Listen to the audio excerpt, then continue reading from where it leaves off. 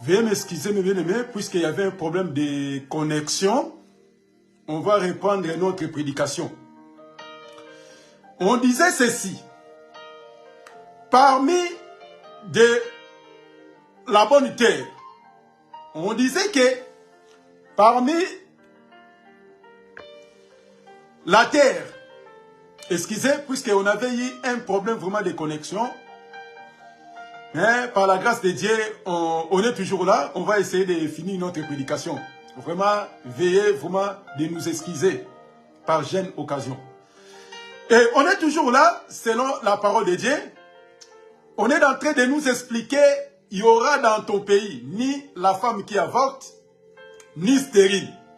Et j'ai augmenté tes jours.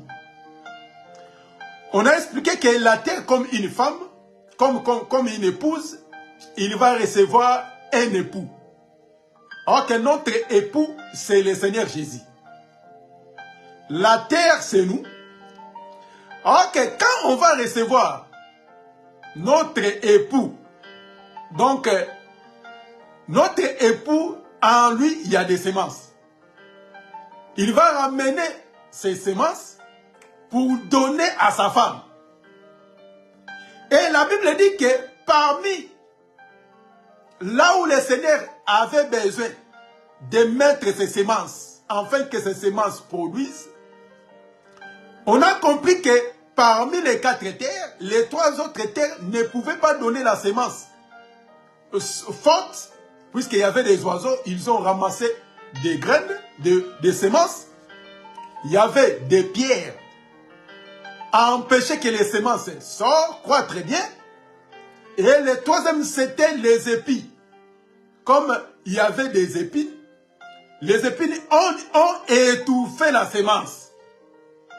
Et la 4e terre, la Bible nous confirme que cette terre-là, c'est une bonne terre. Quand il a reçu la semence, il a produit 100, et il a produit 60, et il a produit 30.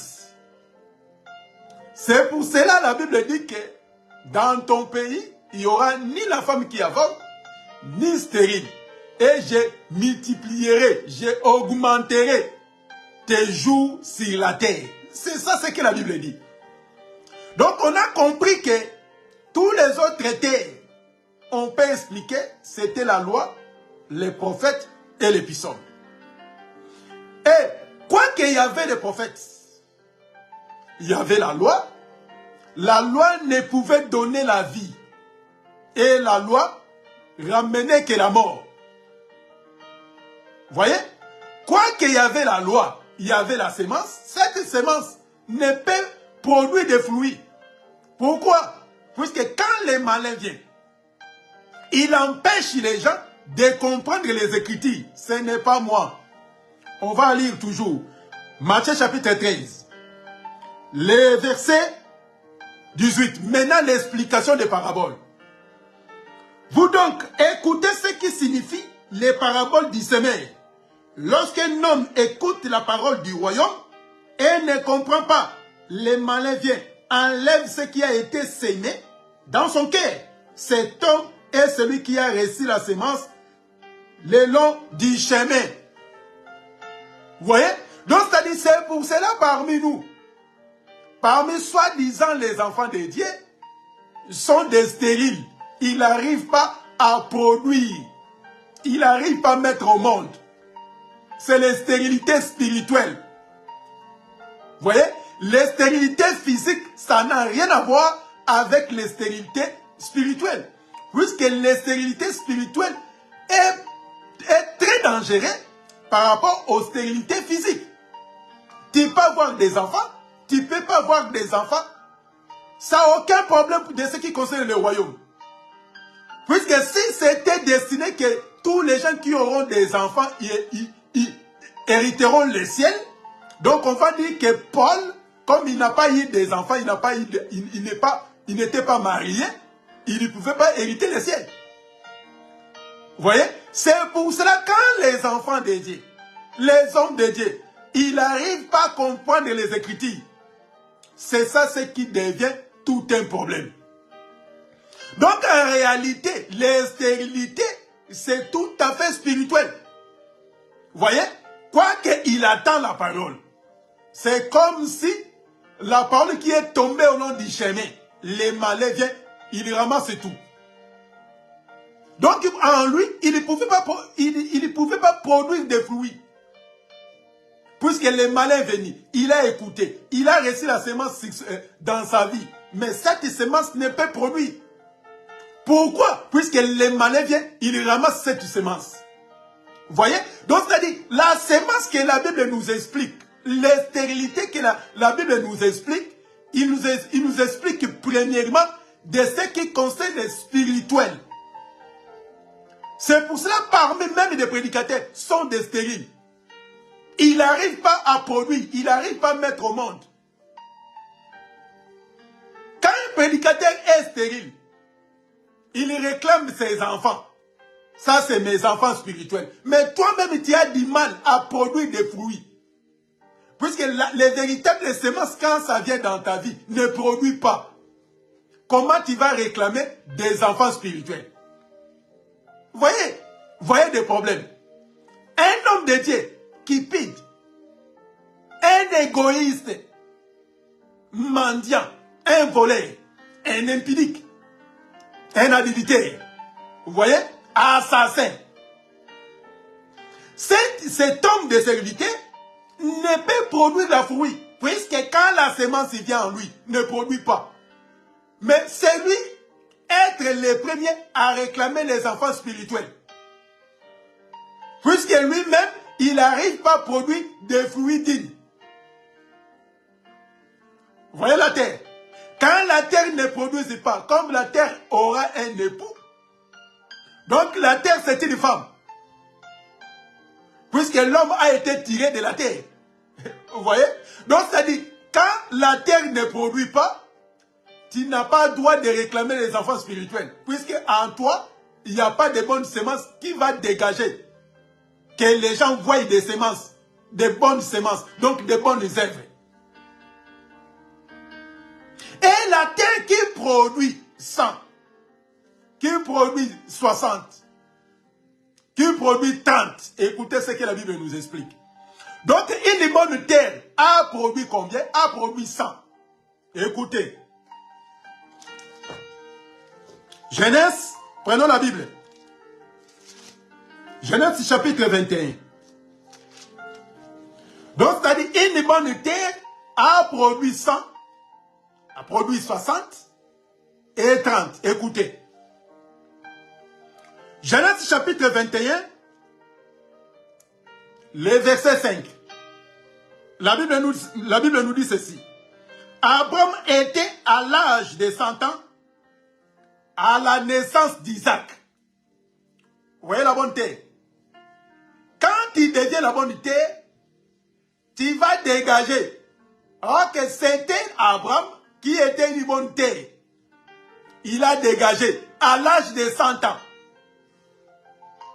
Abraham, à l'âge de 100 ans, quand Isaac est né. Ça, c'est une bonne terre. Et la même terre a donné 60. Genèse toujours. Genèse 25.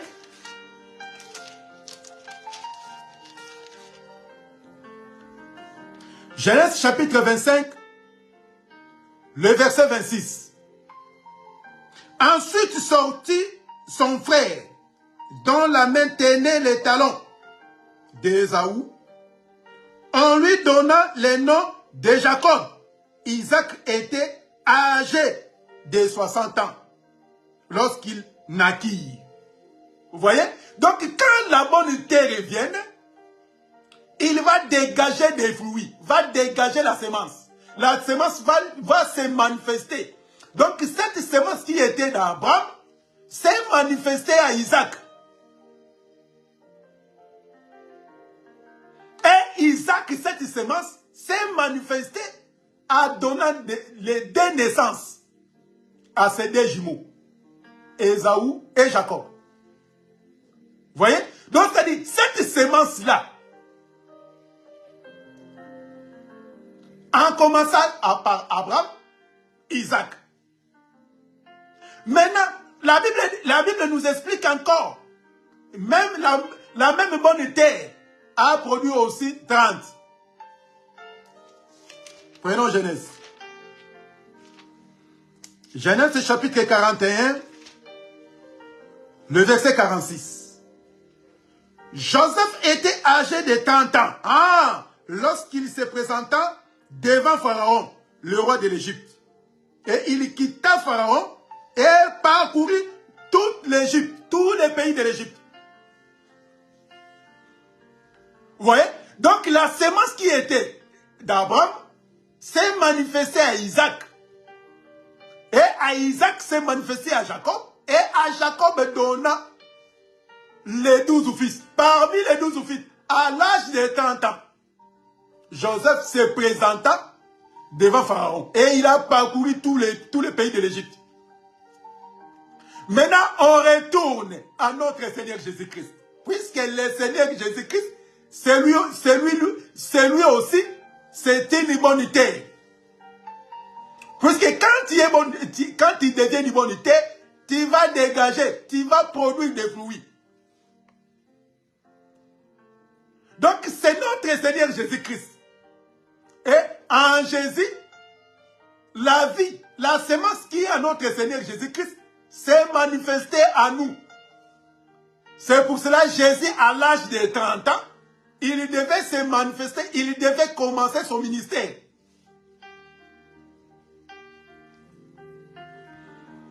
Pourquoi il y a des stérilités?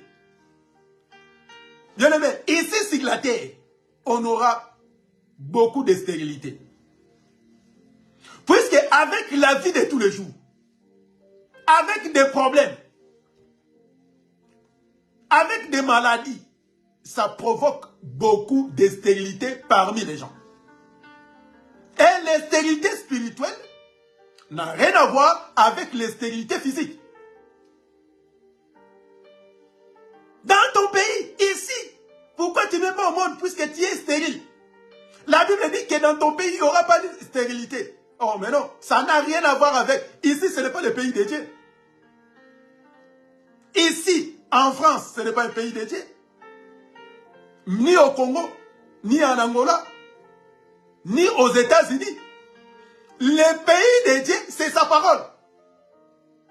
Quand tu vas rentrer dans ce pays, donc Dieu nous explique en deux parties. Premièrement, sa parole. Et deuxièmement, dans le royaume des cieux. Et ça n'a rien à voir, mes bien-aimés. Donc ici, quand tu ne mets pas au monde, donc Dieu n'est pas avec toi.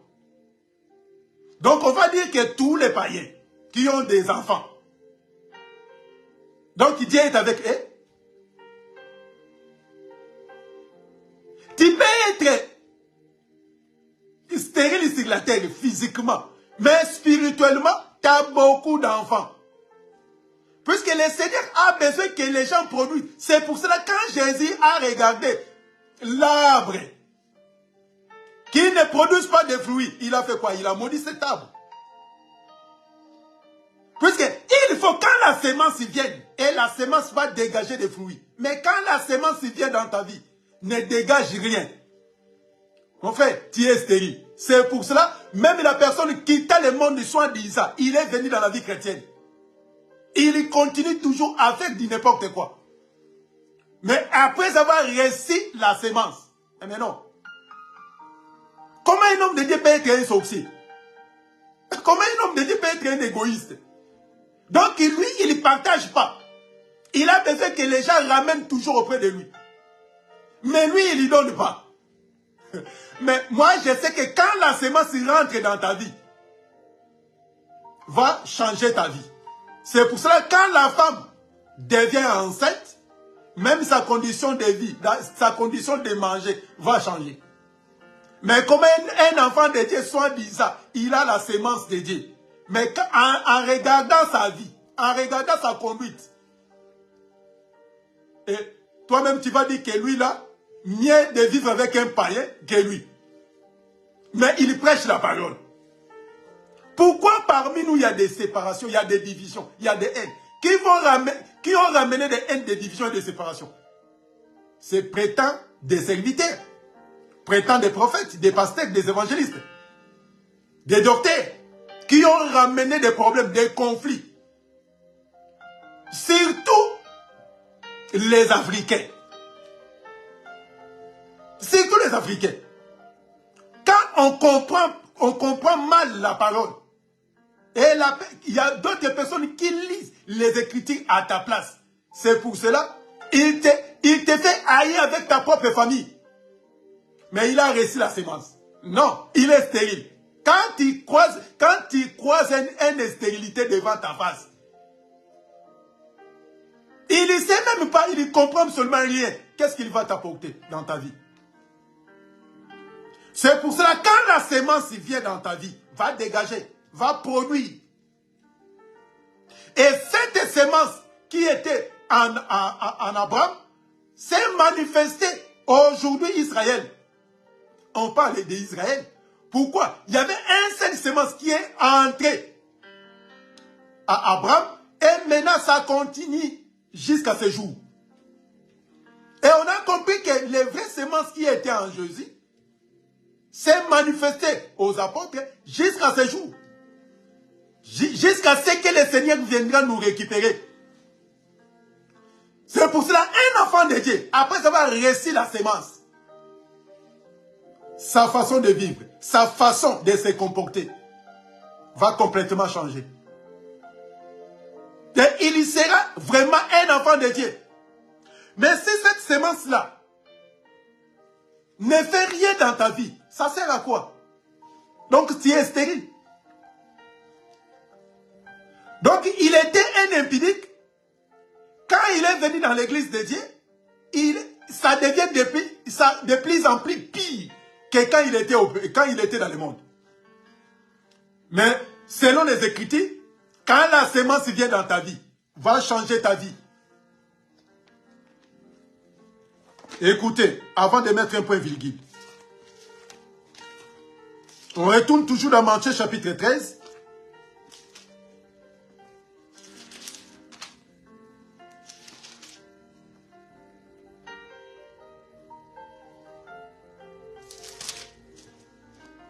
Le verset 20.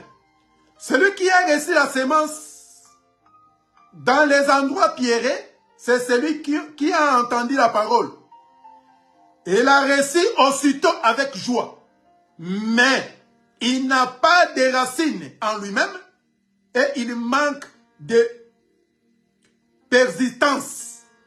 Et dès que survint une tribulation ou une persécution à cause de la parole, il y trouve une occasion de chute. Vous voyez? Tous ces gens-là, quand ils entendent la parole, avec joie. Ah, je suis converti. Ah, je suis enceinte, comme les gens ils disent à chaque fois. Et après avoir écouté, mais comme il n'a pas de racines, la sainte va partir. Il y aura l'avortement. À cause des occasions de chute, à cause des persécutions, l'homme a abandonné la parole.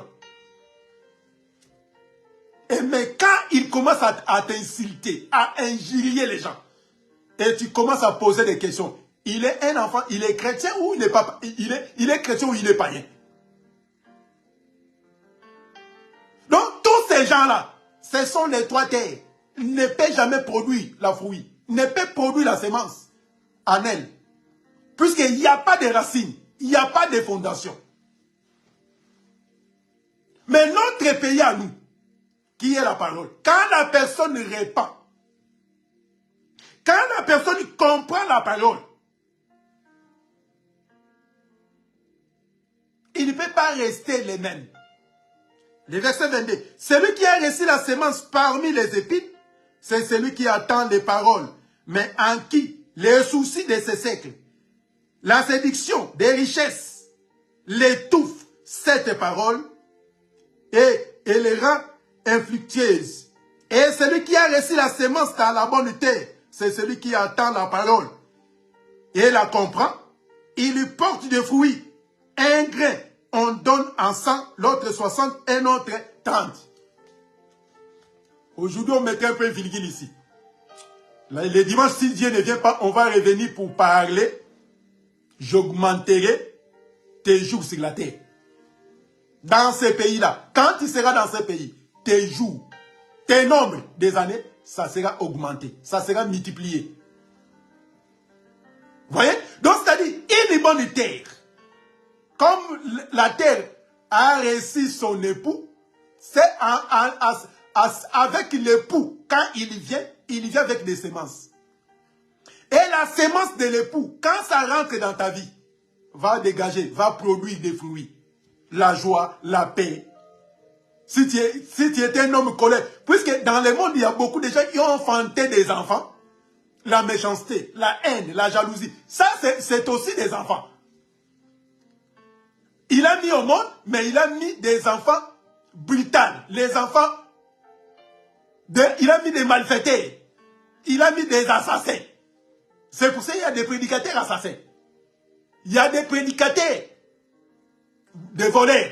Il y a des prédicateurs sorciers. Pourquoi? Puisque la semence qu'il a reçue va enfanter des enfants, que des enfants il va présenter au monde, c'est la méchanceté, la jalousie, la haine.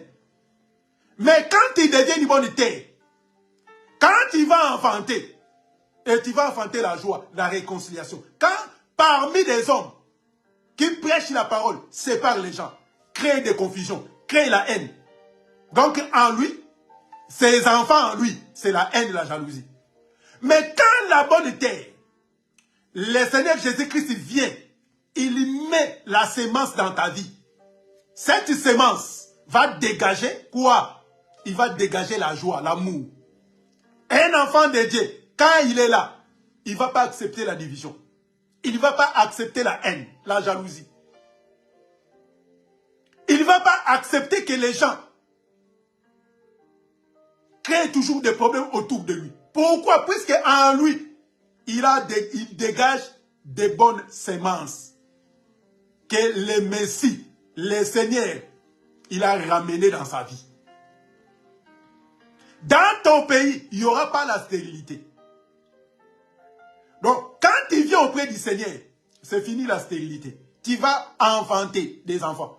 Et quand les gens ils vont voir ces enfants, ils vont voir ces enfants-là, ils seront remplis de joie. Puisque quand il va regarder, il va voir que là, c'est les enfants du Seigneur.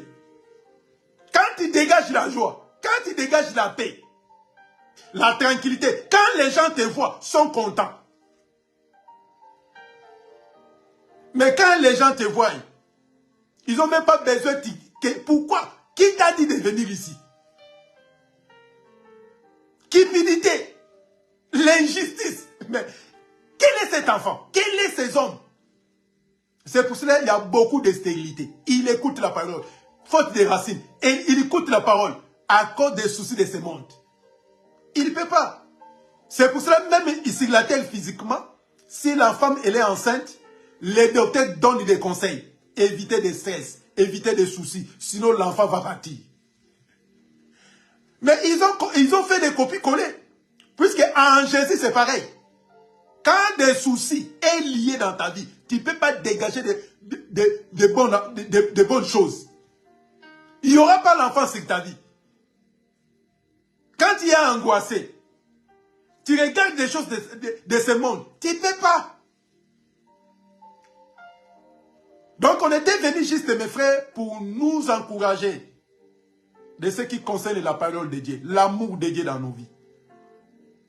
Donc en nous, il faut qu'on dégage les choses. Quand tu parles, ta façon de vivre, ta façon de marcher, quand les gens voient, ta façon de s'habiller, quand les gens voient, témoigne. Mais il y a beaucoup de gens, quand ils marchent, quand ils parlent, ça sent mauvais.